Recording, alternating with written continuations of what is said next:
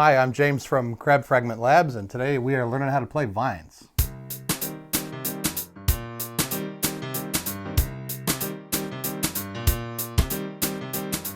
You can play a lot of games with the Vines deck. Most of them are trick-taking games at the moment, and so we're going to learn the very basic one, Coralon, and then we're going to throw in one of the interesting new rules in the game called Thief. My three players today are Duckus Alois Baronet from the Lock suit, Dockmaster Gordel Coralon, for whom this game is named, from the Anchor suit, and Queen Saren Lionar from the Crown suit. The Vines deck is a traditional style deck of cards, but it has 5 suits instead of 4, and each of those suits has just 11 cards. The 5 suits are Anchors, Crowns, Cups, Locks, and Trees. Each rank has the numbers deuce through 7, and then 4 face cards, Tar, Farmer, Bishop, and Knight. And then on the very top is the Ace. Sometimes we call the Knights Kings. That's totally reasonable. They are in the same position in the deck as a king in a regular poker deck, and they start with a K. So even players in this game world make that mistake. The Vines deck can play a lot of different games. Today we're learning 2, the basic game Coralon and a new game called Thief.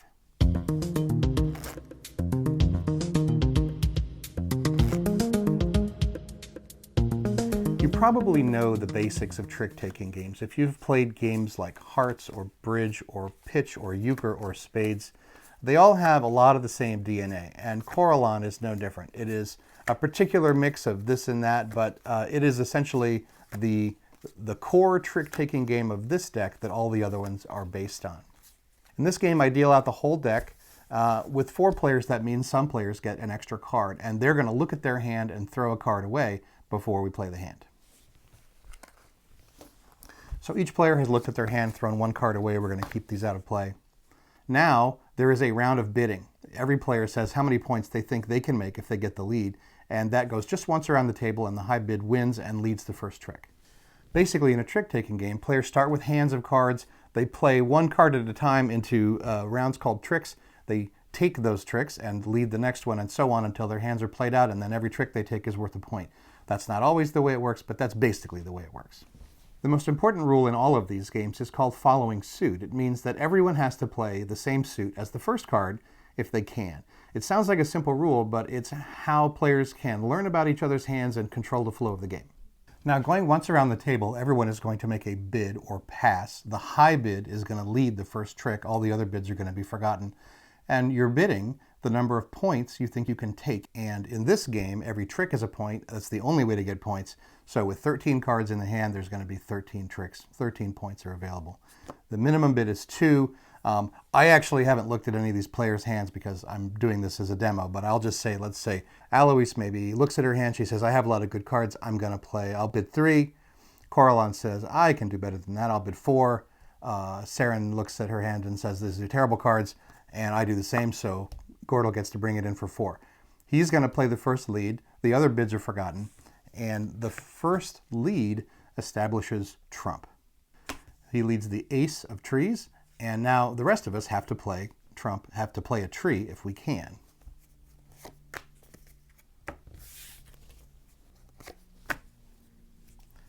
Now most of us just play our lowest one to get rid of it, because we want to save the high ones for later. The high card on this trick is the ace. Gordel takes that trick, and in taking that trick, he's going to lead the next one. Now, typically, if you've got both of the high cards in a suit, you play them both, so he's going to lead the king next. Saren has only 1 trump left. She's going to play the farmer. I still have a 1. I lose my bishop, and Alois is out of trump, and so she is going to play whatever she wants, and that's just going to be this 4 of locks. So again, on this trick, the king of trees is the high, takes the trick for Gordon, and he is 2 points towards the 4 that he needs. Now the rest of his hand isn't all that good. He does have some more trump cards, but they're pretty low, so he's going to try one of 2 things. He's either going to throw away the lead so that he can try to play his trump cards later, or he's going to lead with a high card in another suit and try to take that trick, but he doesn't have anything too high. So he is instead going to throw away the deuce of cups. And the reason that he does that is that that's the only cup in his hand. And throwing away, voiding yourself in a suit, in other words, gives you more choices later, so you don't have to play cup if one is led. So he throws away the deuce of cups. This isn't all that great for Saren, so she plays the 3. I know the ace is going to be out there somewhere, so I'll throw away my lowest cup. And indeed, Alois has the highest cup. She's going to take that trick, and now the lead is over here. Gordle's job is to get exactly his bid. So he bid 4 points. He wants to make exactly 4. If you make your bid exactly, no one else scores anything. If you go over, everyone else scores a point for the tricks they took. And if you go under, you get nothing, and everyone else still gets their tricks. Now, Alois had a really gorgeous bidding hand, but it's a pretty good hand for someone who didn't take the bid. She had 4 aces altogether, so she's just going to lead those out and take as many tricks as possible, starting with crowns. Gordle does have a crown, so he has to play it. Saren, same. And myself, yeah, I've got some of that. So Alois has a lot of choices here, but I'm going to illustrate something with a particular play that she does. She knows that the ace of cups is gone, so she's going to lead the king of cups and try to take another trick that way. Gordle threw away his last cup, as we already described, so he can throw a trump on this and take it. When you don't have the suit that was led, you can play whatever you want. That includes trump, so he's going to play the 3, and because trees are trump, this is higher than the king of cups. Saren still has to play a cup. I'm going to throw the lowest one, and I the same. I still have my farmer. Because the 3 of trees is higher than all of these cups, that's going to be Gordle's trick, and he's going to lead the next one. This proceeds until everyone has played out all their cards, 13 tricks, and then we keep score. I'm going to skip ahead to that. All right, I skipped ahead. I didn't really play the hand. I'm just going to illustrate how the scoring works. In this case, Gordle took well more than the 4 that he bid. He took 6 points, so he'll get 6, 1 point for Saren, 2 points for myself, and 4 for Alois. That's just 1 point for every trick. The deal is now going to pass to the left, so it's Alois's deal next, and she'll deal the next hand. We play till somebody scores 40 points, and that's game. So Coralon, named after Gordle Coralon, the architect of the Coralon Canal. There is a backstory to this that you're welcome to go read, but it's totally irrelevant to the game. Coralon is a very basic game. It is a good way to learn the rules of trick-taking games in general, but it's not the sort of game that gets a lot of play. I'm going to teach you a new game called Thief now that introduces a second key suit, thieves. We'll talk about how those work and then how they blend into the mix.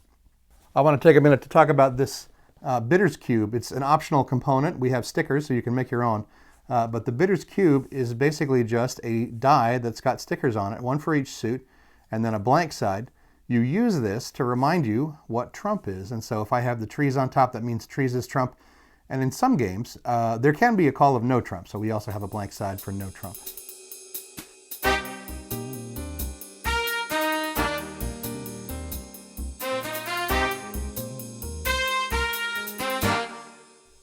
So what are thieves? Thieves is another key suit, which means another special suit. It behaves very differently from trump. And the way it works is when a thief is played on any given trick, the lowest one is kept by the player who played it, and it's worth a point. So let's say crowns are trump and anchors are thieves. If we have a trick like this, the crown is going to take the trick. 2 anchors were played on the trick. The lowest one, let's say that was played by Alois, she keeps that, the farmer takes the rest, and that 5 of anchors is also worth a point. 1 point for the trick, 1 point for the thief. With thieves, it's never certain how many points are going to be out because it takes a while sometimes to establish the thief suit. So there could be as many as 11 thieves that get scored in a round, or as few as 0. It's usually somewhere in the middle. Let's see how the game plays out. The hand begins the same as Coralon. We deal out the whole deck, and if people get extra cards, they have to look at their hand and then throw one away. One of the interesting things that Thieves brings is that you actually want a bunch of low cards in the thief suit. The lowest ones are the ones that get kept. And so when you're looking through your hand now, you not only want to see, can I make a trump? You also want to see, well, does any of these suits look like it would be a perfect thief suit? I won't take too long at this. I am the dealer again for this hand, so the bidding is going to start with Alois again. Again, you're bidding the number of points you think you can take, but because we've added a bunch of points to the mix, the minimum bid is now 3. So she might say 3, there's a 5 here, there's a 7 here, I'll say 8. I think I can make 8. I haven't looked at my hand, but I think I can make 8. On my first lead, I choose whether the card I'm playing is a trump or a thief. I get to establish one of the key suits, but not both. So looking at my hand, what was I thinking when I made that bid? I have an ace-king in crowns. That's a pretty good trump suit, so I'm going to do that. I don't have a lot of low cards, which is what you want if you want to control the thief suit. And so I'm going to say that crowns is trump. We can use our bidding cube to mark that. I'm going to lead crowns. Now, where do thieves come from? The first card that is played out of suit with the lead that isn't already a trump turns into the thief suit. Somebody would have to be void in crowns to make a thief on the first round. So Alois has a 4 of crowns. She's going to play that. Gordel has a deuce of crowns. Let's drop that. And Saren has the 7. So that's down here, and that's my trick. We don't have a thief suit yet. I'm going to set this aside and lead the next trick. I started with ace-king, so here comes the king. There is only one crown left in this hand. That's the bishop, and that comes with some complaining. Gordel has a 3 and only a 3. And Saren has a tar and only a tar. So we're getting close to running out of crowns. Let's see, does that mean that my farmer is now the highest crown? I think it does. Alois is out of crowns. So she gets to set the thief suit now. She's going to play any one of these cards and say, this is now thieves. She's got 1 lock. That's a bad choice. She's got 3 trees, 2 of them quite low, so that's an okay choice. She's got 3 cups, a little higher than the trees. That's probably worse. And she's got 4 anchors, but they're all pretty high, so those might be harder to keep. She's going to choose trees, and she's going to play the 4 of trees. That sets the thief suit. Thieves are now trees. Gordon also has no trump. He can't follow the crowns.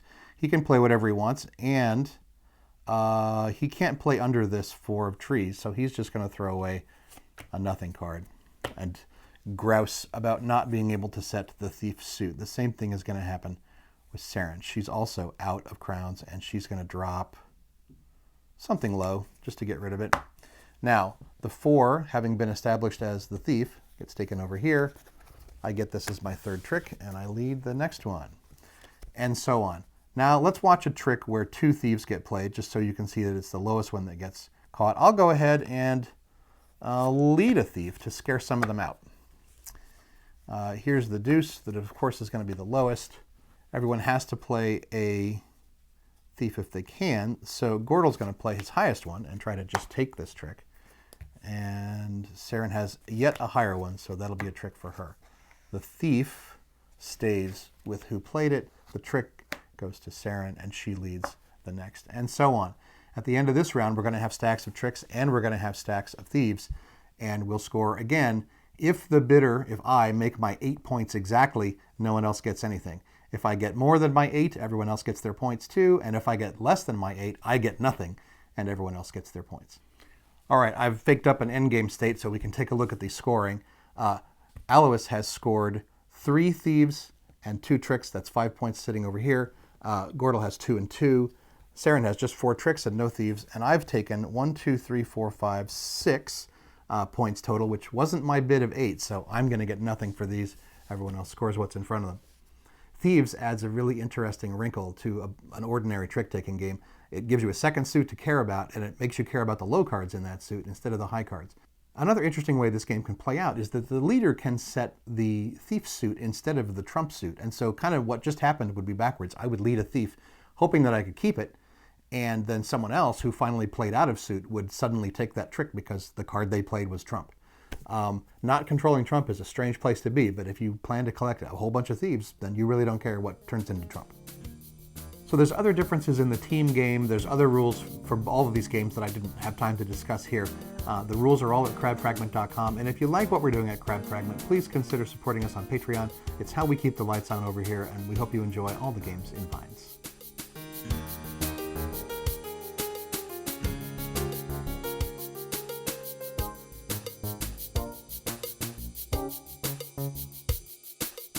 Okay, so you probably noticed a couple mistakes in that video. Most of them don't matter. Like, I can't pronounce my own character names. And I keep calling the knights kings because I did tell you it was a common mistake. But the one thing that I wanted to talk about was when I chose to play Alois's ace instead of her king. I actually have 3 excuses for this. If you're an astute gamer, you probably watched that and went, why is she playing an ace when she doesn't have to? The other cards on the trick were low. Let's see if I can dig them out here. So anyway, 3 low cards get played in this suit. And she plays the ace. I'll give you three excuses for why I did that, ranging from obnoxious to ethereal. The first one is these demos are not really very scripted, and so I just didn't know what I was doing. The second one is that I had just said, I wonder if the ace is out there, and sure enough, there it is. It seemed dramatic enough to play it. But here's the actual reason I think I did that. My trick-taking game goes back 40 years, and I looked at her hand. The only other card that she had in that suit was the king. And when you have the ace and the king, or any 2 cards that are right next to each other, they're basically the same card. So it didn't hurt her at all to throw that ace away. She still has the highest cup left in her hand because she still has the king. So that's my excuse. I'm sticking to it. Thanks for enjoying the videos. I'll see you next time.